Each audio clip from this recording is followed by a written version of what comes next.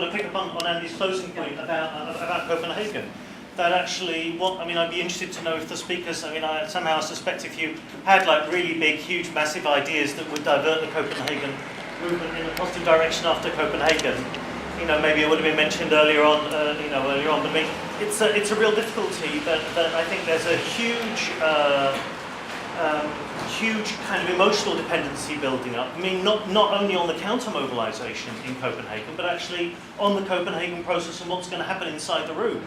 And it's very difficult because on the one hand, everybody knows that nothing, that there'll be a lot of discussions inside the room. People inside the room terribly well-meaning but totally powerless and won't be able to make any decisions regardless of their own true will. And the people on the outside will be then in quite a conflicted position because you're mobilising, protesting against a group of people who actually those people in the room don't have that much influence. They're operating in a framework that's set by big business and by the policy frameworks that the governing parties are constrained by. So what it represents is a massive victory for those who want to constrain the climate change movement into legalistic policy making, send postcards if the postcards don't work, try a letter if the letters don't work, try an SMS. SMSs don't work, you may have to stretch to second, maybe even first class post. So there's a kind of canalising of the movement, which makes the mobilisation in Copenhagen both a success and a defeat at the same time. And I'm wondering what needs to be done to kind of bring together forces who go to Copenhagen, come to the London demonstration, afterwards to focus them on some work that's actually going to lead to some small victory. Because, obviously Copenhagen, maybe a massive victory is technically possible, but quite impossible. But what we need to build as socialists is a succession of real concrete victories that give people a taste of their own power, of the value of cooperating with organised labour, and in that way of making the starts of a real transformation. Right, well, we'll take two more, and then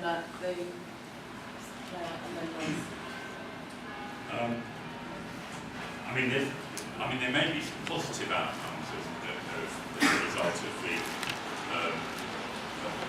failure to get an agreement in Copenhagen, which is that we might then have a movement sort of focusing demands on our own government to actually act and to introduce even legislation, right, around climate change. And one of the things that we could be doing then would be to build a movement, to help build a movement that does focus demands on our government. In that light, I just wonder, I don't know about what the potential of this. I can see the dangers. In fact, Derek in our workshop mentioned 10-10 very disparagingly. Perhaps that's right in the sense that it could very easily become a kind of holier than thou movement, where people are guilt-tripping each other and guilt-tripping themselves into making a 10% cut in their own carbon emissions. But on the other hand, it could also develop, possibly, into a situation where people are saying, look, we're making, we're doing our bit, we're doing what we can in terms of cutting our own emissions. Why the fuck isn't the government actually doing something, right? So I don't know whether this campaign that may or may be a damn squib, right, has any potential. But I think it's something that we need to that we would need to keep an eye on, right? And it's sort of related to this thing about the idea that the campaign against climate change is, or taking action against climate change is going to involve sacrifice, right?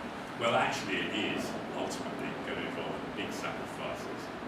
Not quite as big as the sacrifices involved in not taking any action against climate change, but there are going to be sacrifices. And I think that if you present it in the correct political way, people will be prepared to make sacrifices, but they have to be equitable and they have to be just, right? And they have to be, they have to involve, again, action by the government right?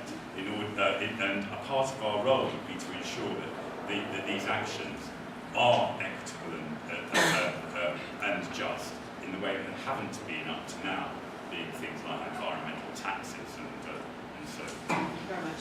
Lars. Lars. Yeah. What to do in Copenhagen? I think the most important part will not be the demonstration from what comes out of it, but the alternative forum discussions there. And I think it would be very important if we left managed to set the agenda, to have a working class agenda, discuss the questions of transformation of production and change of production, like in transform the auto industry into sustainable jobs and so on.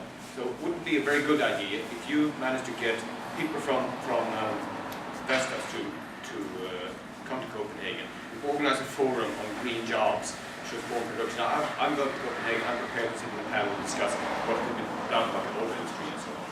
I think that would be part of setting the agenda, the working class agenda for the time. Thank you. Well, just to follow on from what people have said, I don't think anybody's yet mentioned, unless I'd dropped off while they were. Sorry. Just to follow on from what people have said, I don't know if everybody knows, but the campaign against climate change, I think, has a sort of spin-off campaign, don't they? The campaign for 1 million green jobs. And Jonathan Neal the other night was saying that there is a plan being drawn up